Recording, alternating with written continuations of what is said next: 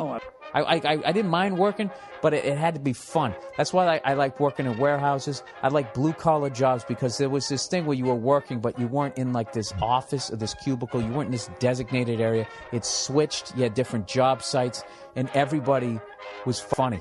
Like, I had a buddy of mine, he did construction. I went over to his job site one time, and dude, they were the funniest and they had like catchphrases. They had this thing where they would do if anybody bitched, they would just like, someone would be like, where the f*** is my nail gun? And blah, blah, and you hear somebody all on the other side of the house just go, wah! And do like this baby thing, this wah thing. And that's what they would, because what they were doing was this unbelievable, it was a bitch of a job.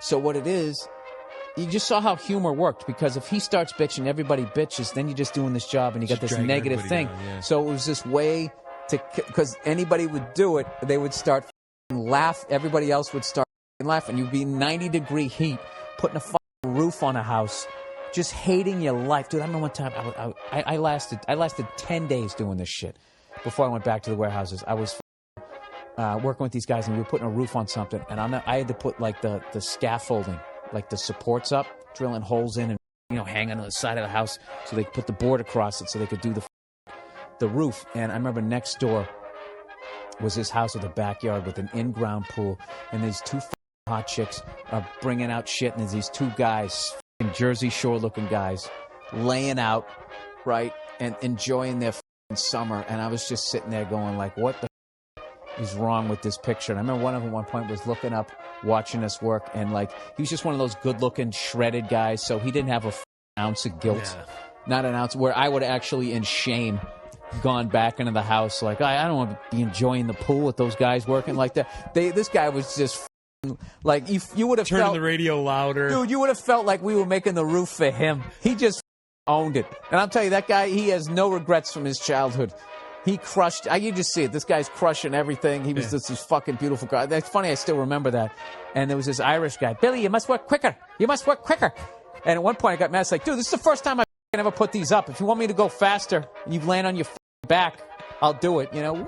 That type of shit. One time, like, we had a guy who worked, and the guy was a total alcoholic, like cokehead maniac. And one time he showed up, I swear to God, like, he was supposed to be there 8:30. He showed up like 10:30, 10:45.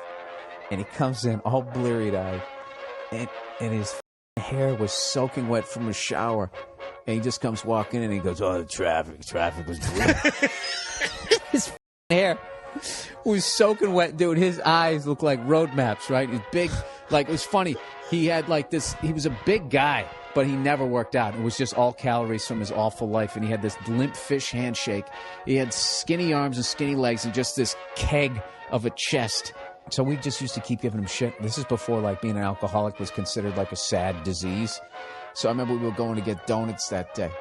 And hilarious. We go, hey, Paul, I can't say, I just said his name, Paul. Paul, you want anything from Dunkies? We're going to Dunkin' Donuts. You want anything? You want to, and somebody goes, how about a donut? No, I'm good. Muffin? No, I'm good. Coffee? No, I'm good. And then this other guy goes, how about a rum cake?